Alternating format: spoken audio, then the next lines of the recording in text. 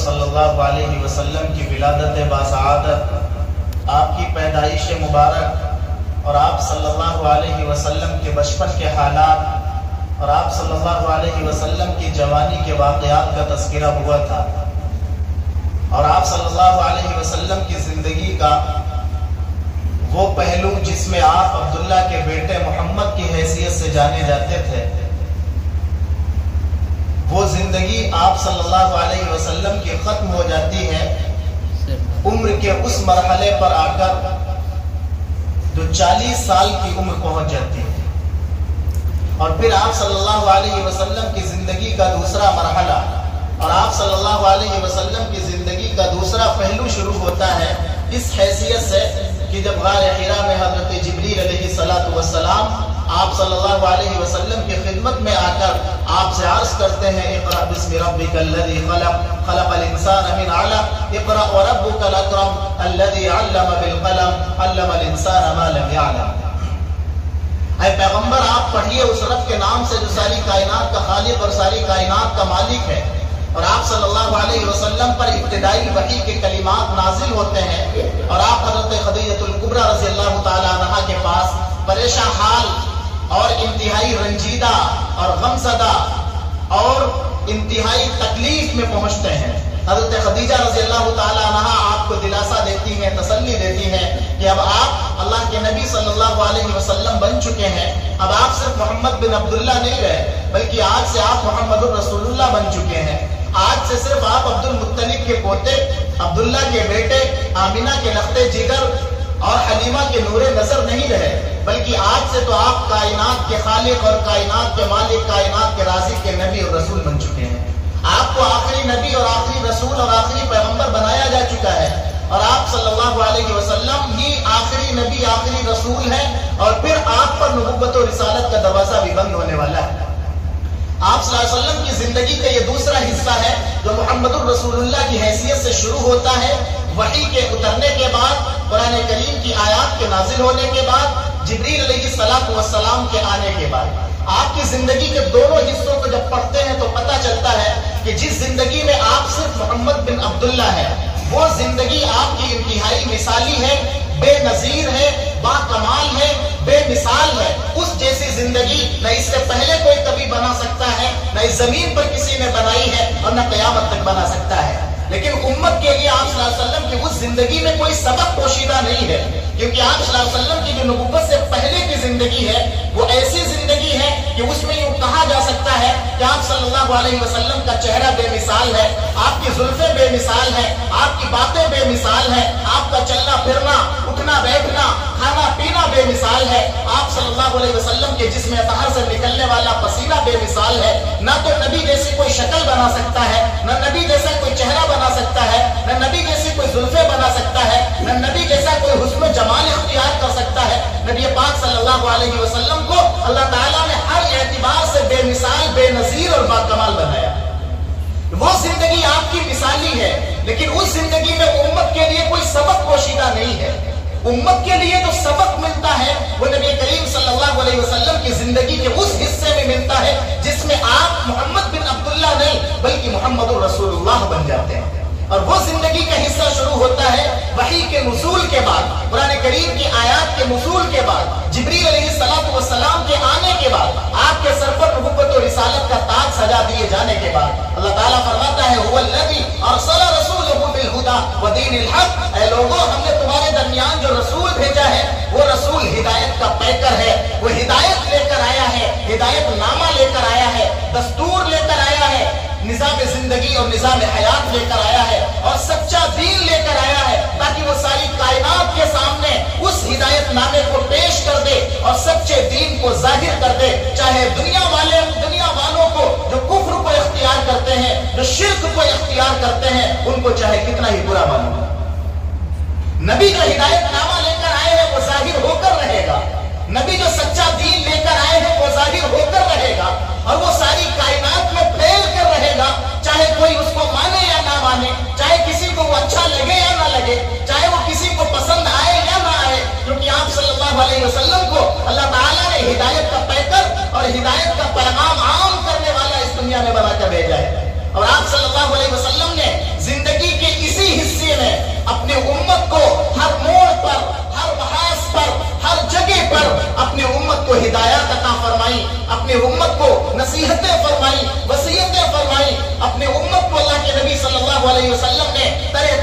تعلیمات عطا فرمائی تاکہ امت کا ہر فرد بشر اور امت میں رہنے والا ہر انسان اپنی زندگی کو دنیا کے اعتبار سے بھی بہتر بنا سکے اور آخرت کے اعتبار سے بھی بہتر بنا سکے۔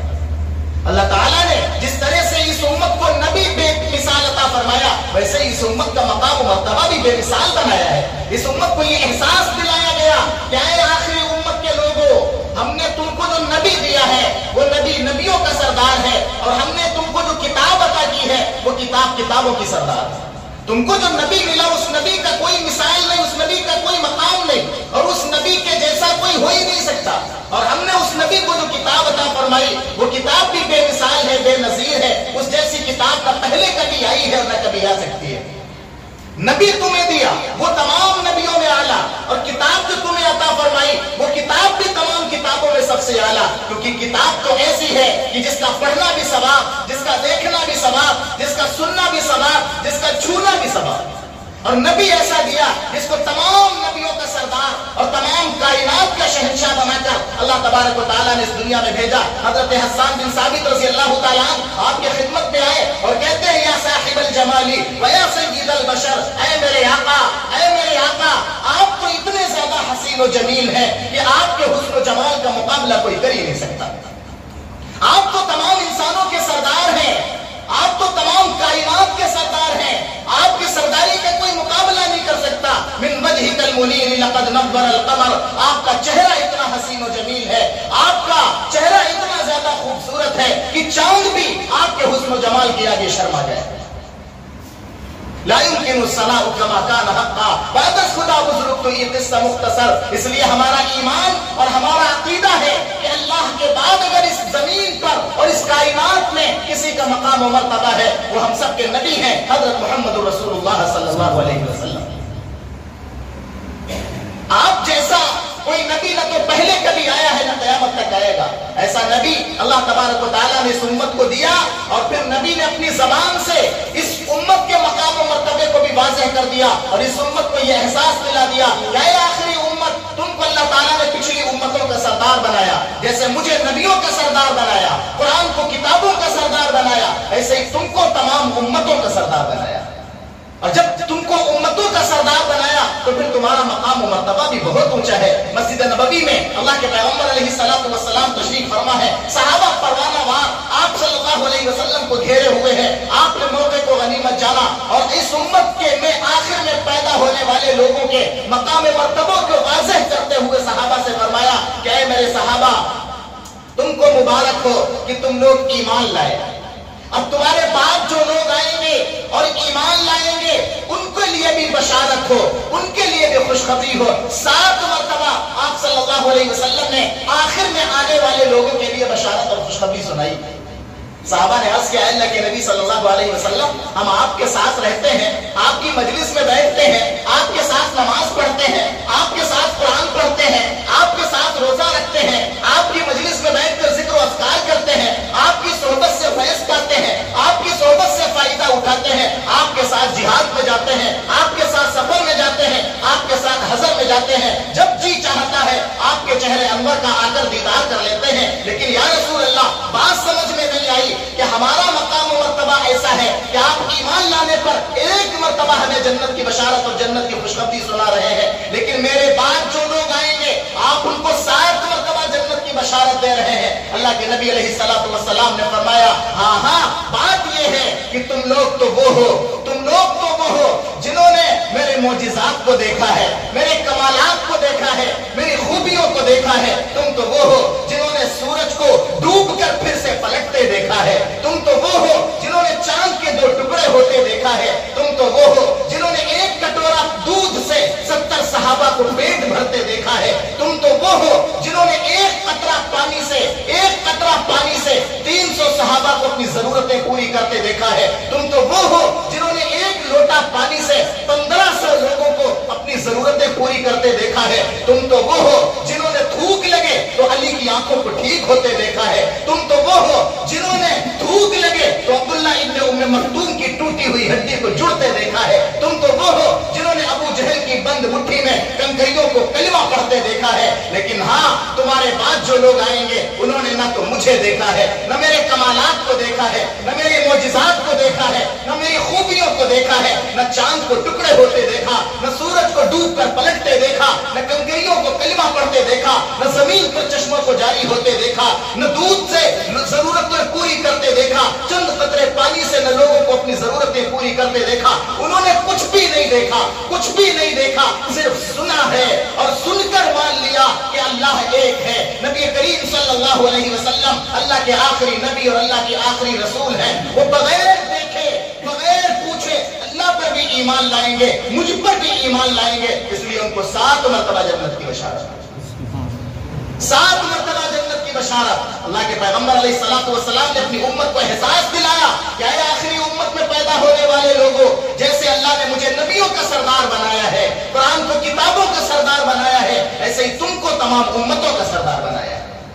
جیسے میری کوئی مثال نہیں اور میری کوئی نظیر نہیں، ایسے ہی قرآن کریم جیسی کتاب کی کوئی مثال نہیں اور کوئی نظیر نہیں، ایسے ہی تمہاری بھی کوئی نظیر نہیں اور کوئی مثال نہیں۔ تم اتنے عظیم ہو، تمہارا مقام اتنا اونچا ہے، تمہارا مرتبہ اتنا بلند و بالا ہے، اور یہ احساس اس لیے دلایا جا رہا ہے تاکہ آخری امت میں پیدا ہونے والے لوگ جان لیں اللہ نے مجھے زمین پر اور اس دھرتی پر جو بھیجا ہے وہ بے مقصد زندگی گزارنے کے لیے نہیں بھیجا، بلکہ با مقصد زندگی گزارنے کے لیے بھیجا ہے۔ جیسے مرتبہ اونچا ہے ویسے ہی ذمہ داری بھی اونچی ہے، جیسے مقام اونچا ہے ویسے اس کے حقوق بھی زیادہ ہیں۔ اللہ کے پیغمبر علیہ السلام اللہ کے وہ آخری نبی ہیں جنہوں نے اپنی امت کو اور آخر میں پیدا ہونے والے لوگوں کو تمام طرح کے حقوق ان کے سامنے بیان فرما دیے۔ اللہ کے پیغمبر علیہ السلام کی زندگی وہ ہے کہ آپ کی زندگی کا کوئی بھی گوشہ اور آپ کی زندگی کا کوئی بھی پہلو ایسا نہیں ہے جس میں امت کے لیے درس عبرت موجود نہ ہو اور امت کے لیے سبق موجود نہ ہو۔ آپ علیہ السلام نے صرف زبان سے نہیں فرمایا بلکہ عملی طور پر کر کے دکھایا۔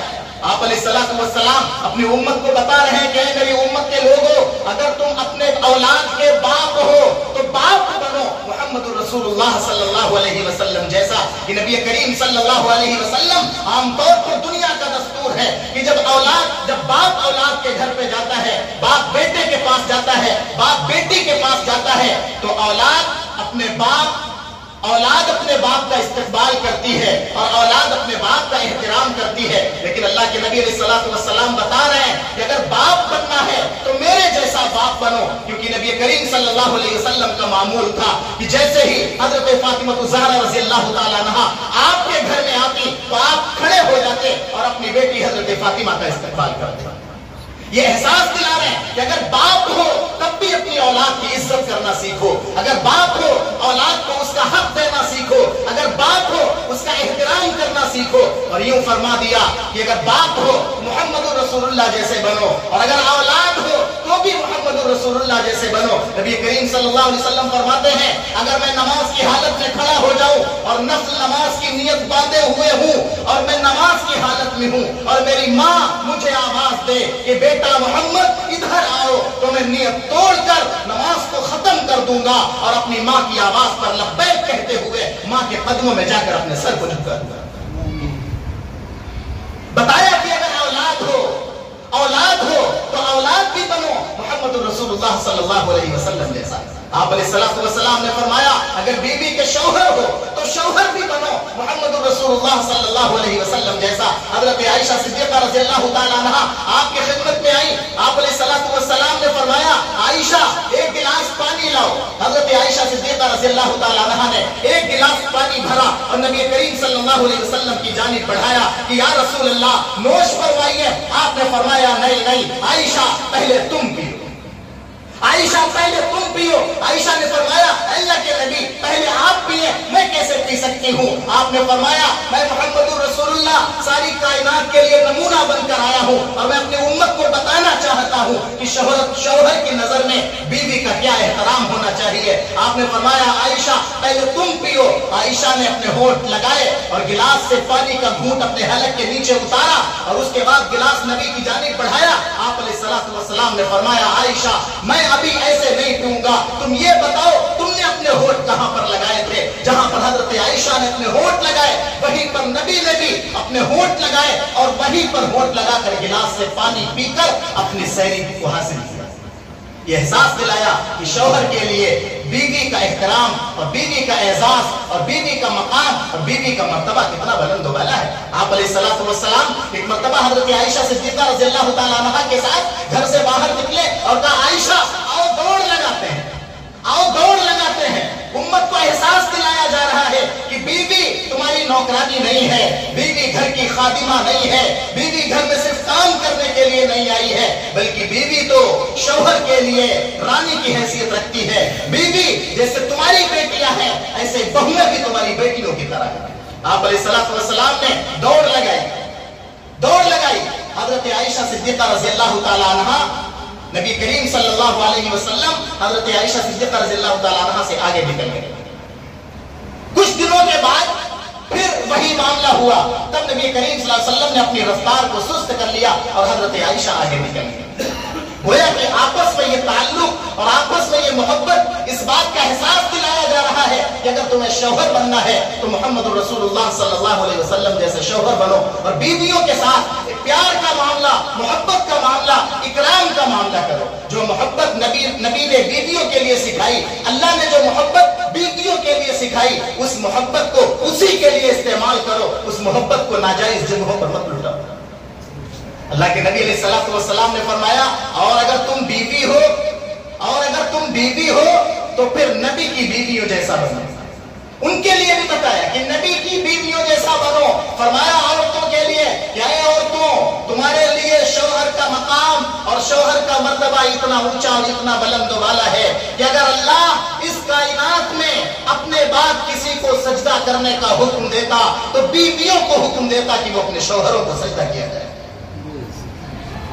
اپنے بعد اگر سجدے کی اجازت دیتا تو بیویوں کو اجازت دیتا کہ وہ اپنے شوہروں کو سجدہ کیا کرے۔ یہ شوہر کا مرتبہ اور شوہر کا مقام بیویوں کو بتایا گیا۔ اللہ کے نبی علیہ الصلوۃ والسلام فرماتے ہیں اگر پڑوسی ہو تو محمد رسول اللہ صلی اللہ علیہ وسلم جیسے پڑوسی بنو۔ فرمایا لا یؤمن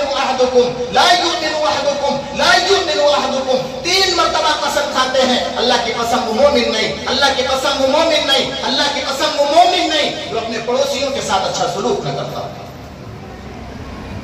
وہ مومن نہیں جو پڑوسیوں کے ساتھ اچھا سلوک نہ کرتا ہو، ان کے ساتھ برا معاملہ کرتا ہو، ان کے ساتھ برا رویہ اختیار کرتا ہو۔ فرمایا اگر پڑوسی بننا ہے تو محمد رسول اللہ صلی اللہ علیہ وسلم کی سیرت دیکھو اور اس کے مطابق پڑوسی کے حقوق ادا کرنے والے بن جاؤ۔ آپ علیہ الصلوۃ والسلام فرماتے ہیں اگر تاجر ہو، تجارت کرنے والے ہو، کاروبار کرنے والے ہو تو محمد رسول اللہ صلی اللہ علیہ وسلم جیسے کاروبار کرنے والے بنو۔ آپ نے فرمایا کسی چیز میں ملاوٹ کرنا حرام ہے، کسی چیز میں ملاوٹ کرنا حرام ہے، اور غلے کو جمع کر لینا تاکہ اس کو مہنگا کر کے بیچا جائے، اور جبکہ لوگ بھوک سے مر رہے ہو، لوگوں پر تنگی ہو، لوگوں پر فاقہ ہو، فرمایا یہ کام کرنا بھی حرام ہے۔ نبی بازار میں ہے، دیکھا ایک جگہ گلے کا ڈھیر لگا ہے، آپ علیہ الصلوۃ والسلام نے اس گلے کے ڈھیر میں نیچے ہاتھ ڈالا تو دیکھا گلے کے ڈھیر میں نیچے جو گلہ ہے وہ سڑا ہوا، گلا ہوا، خراب اور ردی اور بیکار ہے، اور اوپر سے جو گلہ ہے وہ اچھا ہے۔ آپ علیہ الصلوۃ والسلام نے فرمایا اس طرح مت کیا کرو، تمہارے مال میں جو عیب ہو اس عیب کو ظاہر کر کے بیچا کرو۔ من غش فلیس منا، جس نے دھوکہ دیا اس کا ہم سے کوئی تعلق نہیں، جس نے دھوکہ دیا اس کا ہم سے کوئی تعلق نہیں۔ نبی کریم صلی اللہ علیہ وسلم یہ بتا رہے ہیں اپنی امت کو اگر تاجر بننا ہے، کاروبار کرنا ہے، بزنس کرنا ہے تو محمد رسول اللہ صلی اللہ علیہ وسلم جیسا بزنس اور کاروبار اور تجارت کرنے والا بنو۔ آپ علیہ الصلوۃ والسلام فرماتے ہیں کہ تاجروں کا بہت اونچا مقام ہے، تاجروں کا اور کاروبار کرنے والوں کا مرتبہ بہت اونچا ہے۔ جنت میں وہ تاجر جو سچائی کے ساتھ اپنے کاروبار کو کرتا ہے اللہ تعالیٰ اس کو بلند و بالا مقام عطا فرمائے گا۔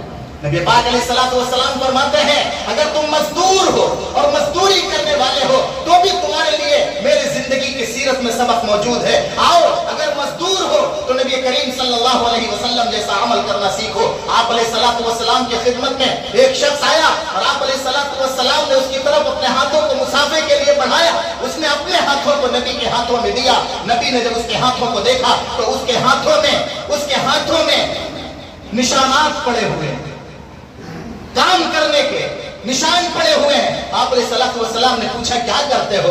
کہنے لگا یا اللہ کے نبی घर में कोई काम करने वाला नहीं है, बूढ़ा हो चुका हूँ, बीवी है, बच्चे हैं, उनकी खिदमत करने वाला, उनकी परवरिश करने वाला कोई नहीं है।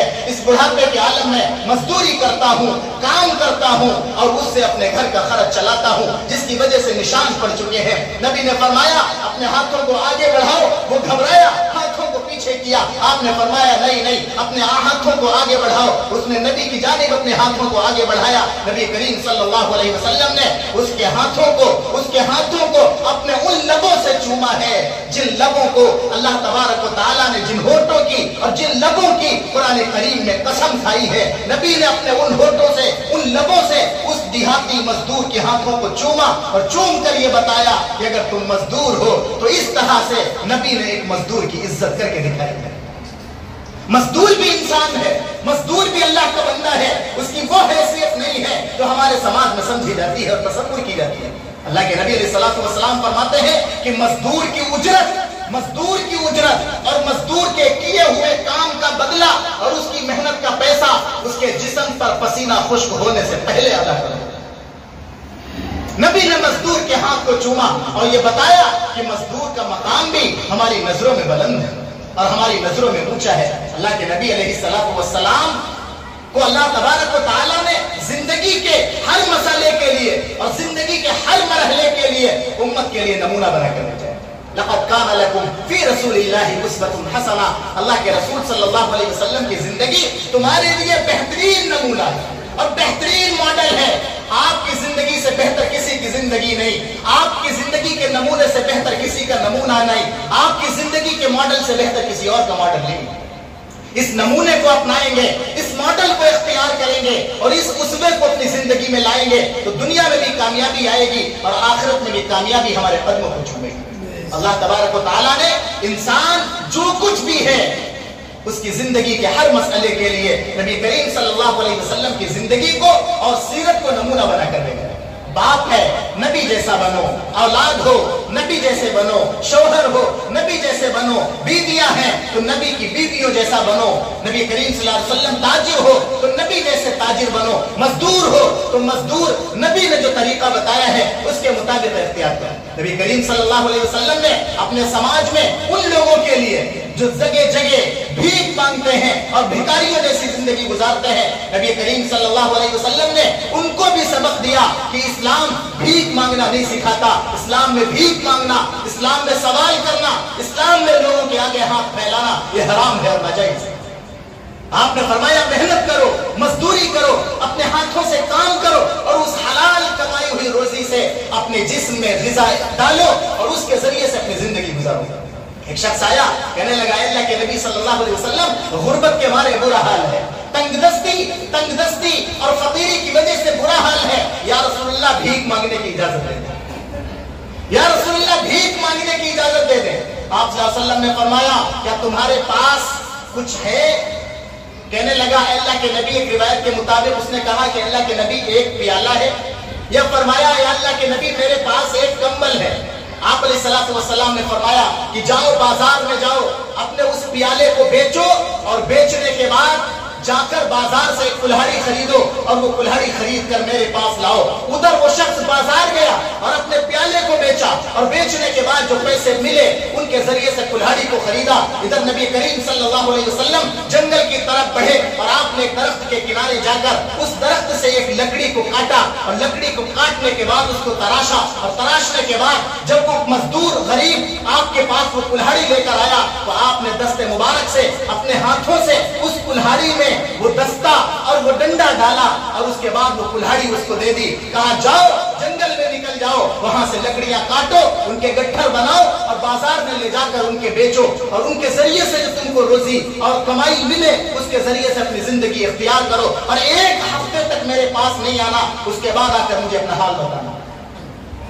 नबी करीम सल्लल्लाहु अलैहि वसल्लम ने जिस कुल्हाड़ी में अपने दस्ते मुबारक से डंडा डाला हो और दस्ता डाला हो वो कुल्हाड़ी भी तो बेमिसाल बन गई। नबी ने वो कुल्हाड़ी उसके हाथों में दे दी, वो जंगल में गए और जंगल में जाकर लकड़ियों को काटते, छोटे छोटे गट्ठर बनाते, बाजार में ले जाकर बेचते। एक हफ्ता मुसलसल इसी तरह करते रहे। एक हफ्ते के बाद नबी की खिदमत में आए, कहने लगे अल्लाह के नबी, मेरे माँ बाप आप पर कुर्बान हो जाए, कहा भीख मांगने की इजाजत मांगने आया था, लेकिन अल्लाह के नबी आपके दस्ते मुबारक की वजह से, आपकी नजरे करम की वजह से, आपकी रहमत की वजह से, आपकी शफकत, आपकी मोहब्बत, आपके प्यार की वजह से मेरी गरीबी दूर हो गई, मेरी फाका कशी दूर हो गई, मेरी तंगदस्ती दूर हो गई। एक हफ्ते तक लकड़ियां काटी हैं, गट्ठर बनाए हैं, बाजार में ले जाकर बेचा है, उनके जरिए से जो कमाई हुई है मैंने अपनी भी जिंदगी गुजारी है, अपने बच्चों की भी परवरिश की है, और उसके बाद ये दिरहम और ये पैसे बच भी गए हैं जिनको मैं आपकी खिदमत में लेकर आया। अल्लाह के नबी अलैहिस्सलातु वस्सलाम दुनिया में बसने वाले हर इंसान के लिए, चाहे वो किसी दर्जे का हो, किसी मकाम पर हो और किसी मैदान में काम करने वाला हो, हर एक के लिए नबी की जिंदगी की सीरत में और नबी करीम सल्लल्लाहु अलैहि वसल्लम की हयात तय्यबा में उसका नमूना जरूर मौजूद है, उसका नमूना जरूर मौजूद है। लेकिन अफसोस यह है कि हम मुसलमानों ने उस नबी को, जो जिस नबी को अल्लाह ने हमारे लिए नेमत के तौर पर दिया था, जिसको कायनात का सरदार बना के भेजा था, जिसको हमारे लिए यूं फरमाया था कि नबी तो अपनी उम्मत के लिए बाप की तरह है, नबी अपनी उम्मत के लिए बाप की तरह है। जैसे बाप नहीं चाहता औलाद कितनी ही गलत हो जाए और औलाद कितनी ही आवारा और नाकारा हो जाए, बाप नहीं चाहता कि औलाद पर कोई आंच आने पाए, वो हर वक्त अपनी औलाद को गले लगाने के लिए तैयार रहता है। अल्लाह के नबी अलैहिस्सलातु वस्सलाम ने फरमाया कि मैं भी अपनी उम्मत के लिए बाप से ज्यादा शफीक और बाप से ज्यादा मेहरबान हूँ। मैं अपनी उम्मत को सबक दे रहा हूँ। मैं नहीं चाहता कि उम्मत जन्नत वाले रास्ते को छोड़कर जहन्नम वाले रास्ते पर चली जाए। मैं नहीं चाहता कि उम्मत भलाई वाले राह को छोड़कर बुराई वाली राह को इख्तियार कर ले। लेकिन अफसोस ये है कि उम्मत ने कुरान को भी छोड़ा, उम्मत ने खुदा के अहकाम को भी छोड़ा, उम्मत ने नबी के तरीकों को भी छोड़ा, उम्मत ने नबी करीम सल्लल्लाहु अलैहि वसल्लम की सीरत को छोड़ा, नबी की जिंदगी के जो तरीके थे उन तरीकों को छोड़ा, नबी के नमूने को छोड़ा। ये उम्मत इस दुनिया में ज़लील और रुस्वा होने लगी। फरमाया ज़ुरिबत अलैहिमुज़ ज़िल्लतु वल मस्कनतु वबाउ बिग़ज़बिन मिनल्लाह। जैसे हमने बनी इसराइल को जब इस दुनिया में भेजा तो बनी इसराइल को तरह तरह की नेमतें अता फरमाई। अल्लाह ताला ने बनी इसराइल को मन्नो सल्वा जैसी नेमतें अता फरमाई। वो जहां बैठे होते उनको मेहनत नहीं करनी पड़ती, उनको मजदूरी नहीं करनी पड़ती, उनको घर से निकलना नहीं पड़ता। जहां बैठे हैं वहीं जन्नत से खाना आता और वो उस खाने को खा लेता। मन और सलवा जैसी नेमतें हर वक्त उनके दस्तरखान पर हाजिर रहती। जब ख्वाहिश हुई यूं आसमान की जानिब अपने हाथों को बढ़ाया और खाना उनके दस्तरखान पर हाजिर हो गया। लेकिन उन्होंने उस नेमत की कदर नहीं की, उसकी नाशुक्री की, उसकी नाशुक्री इस हद तक की कहने लगे ऐ मूसा हम एक खाने पर सब्र नहीं कर पाएंगे, लन नस्बिर अला ताअमिन वाहिद, एक खाने पर सब्र नहीं कर पाएंगे। फदउ लना, हमारे लिए मिम्मा तुंबितुल अर्ज़ु मिन बक़लिहा व क़िफ़ाइहा व फ़ूमिहा व अदसिहा व बसलिहा। ऐ मूसा हमारे लिए गेहूं भी हो, चना भी हो, मसूर भी हो, मटर भी हो, तरह तरह की चीजें हमारे लिए हो, हम एक खाने पर सब्र नहीं कर पाएंगे। अल्लाह ताला ने फरमाया कि अब तुम ये कहते हो तो जाओ, फिर निकल जाओ और निकल कर देखो। और उसके बाद उन्होंने अपने नबियों के साथ ये मामला किया कि उनको उनके तरीकों को छोड़ा, उनके अहकामात को छोड़ा। जो चीज अच्छी लगी वो शरीयत में बातें रखी और जो उनको अच्छी नहीं लगी उसको निकाल कर बाहर कर दिया। और जब किसी को बताते तो जो चीज अपनी पसंद की होती वो लोगों को बताते और जो चीज पसंद की नहीं होती उसको छुपा लिया करते। अल्लाह ताला ने फरमाया जब हद से ज्यादा वो बढ़ने लगे और हद से ज्यादा मेरी और मेरे नबियों की नाफरमानी करने लगे तो फिर यूं हुआ वज़ुरिबत अलैहिमुज़ ज़िल्लतु वल मस्कना, हमने उनके ऊपर जिल्लत और रुसवाई के तमाचे ऐसे लगाए कि वो दुनिया में ज़लील और रुसवा हुए और क़यामत में भी ज़लील और रुसवा हुए। कहीं ऐसा ना हो इस उम्मत का भी वही हाल हो, क्योंकि अल्लाह ताला ने फरमाया व इन ततवल्लौ यस्तब्दिल कौमन गैरकुम सुम्मा ला यकूनु अमसालकुम। मेरा दस्तूर है और मेरा तरीका है कि जब लोग मेरे तरीकों को छोड़ने लगते हैं, मेरे नबियों के हुक्मों को छोड़ने लगते हैं और उनके दिल पर कोई बात असर नहीं करती, वो अपने सरों को नहीं झुकाते, अपनी पेशानी को नहीं झुकाते, अपनी जिंदगियों को बदलने के लिए तैयार नहीं होते, तो फिर हम यूं करते हैं कि उनको जलील कर देते हैं, रुसवा कर देते हैं, जिल्लत के तमाचे उनके मुंह पर मार देते हैं और उनकी जगह पर दूसरी कौमों को खड़ा कर देते हैं जो अपने रब को राजी करती हैं, अपने पैगंबरों को राजी करती हैं और अपने दीन के मुताबिक अपनी जिंदगी को गुजारती हैं। इसलिए नबी करीम सल्लल्लाहु अलैहि वसल्लम हमारे लिए सबसे बेहतरीन नमूना है। आपकी जिंदगी पर अमल करने में ही 100% कामयाबी है, दुनिया के एतबार से भी और आखिरत के एतबार से। हम जिंदगी में कोई काम करते हो, हमें नमूना मिलता है नबी की जिंदगी से। सबसे पहले देखना है इस मौके पर, इस मरहले पर, जिंदगी के इस मामले में मेरे नबी ने, मेरे आका ने कौन सा काम किया है, उसी के मुताबिक अपनी जिंदगी को गुजारेंगे तो जिंदगी में भी खैर होगी, घरों में भी खैर होगी, समाज में भी खैर होगी, माशरे में भी खैर होगी, बरकतों का भी नुज़ूल होगा, रहमतों का भी नुज़ूल होगा, अल्लाह की तरफ से नुसरतें भी आएंगी, मदद भी आएगी, ताईद गैबी भी हासिल होगी और दुनिया के एतबार से भी कामयाबी मिलेगी और आखिरत की जो हमेशा हमेश की और असल जिंदगी है वहां की कामयाबी भी हम सबको मैसर है।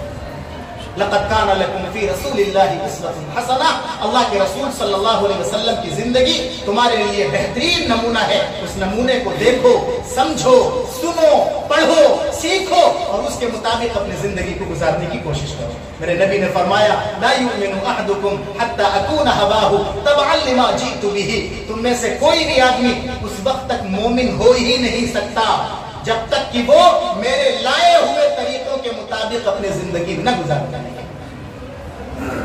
इसलिए मेरे बुजुर्गों, मेरे अजीजों, मेरे भाइयों, आज के इन हालात में जहां मुसलमान का कोई पुरसान हाल नहीं है और इससे ज्यादा शदीद हालात इससे पहले तारीख में कभी नहीं आए जो आज जिन हालात से ये उम्मत दो चार है। दुश्मन एक आंख नहीं देखना चाहता कि जमीन पर कोई अल्लाह का नाम लेने वाला, कलिमा पढ़ने वाला, कुरान के गीत गुनगुनाने वाला, अपने नबी की सुन्नतों को जिंदा करने वाला बाकी है।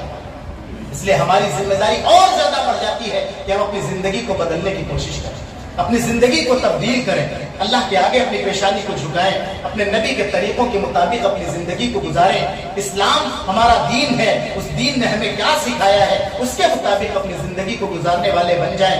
अल्लाह से दुआ करें, अल्लाह हम सबको अमल की तौफीक नसीब फरमाए।